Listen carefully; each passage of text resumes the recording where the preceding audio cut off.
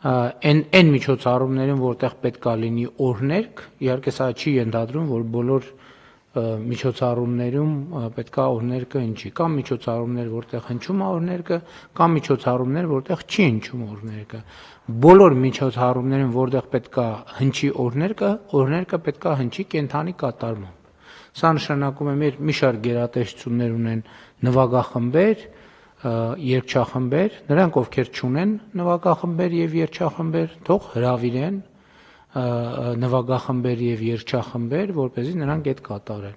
որովհետեւ հիմա կներեք այդ մանրամասների մեջ մտնելուց, եթե տենց միջոցառում է, որ օրհներգը պետք է հնչի, նշանակում է այդ միջոցառումը որոշակի բյուջե նաեւ ունի, կարելի է այդ բյուջեից ուրիշ ատրիբուտների ավելի քիչ տրամադրել եւ հրավիրել երգչախմբերի, նվագախմբերի, եւ սա նաեւ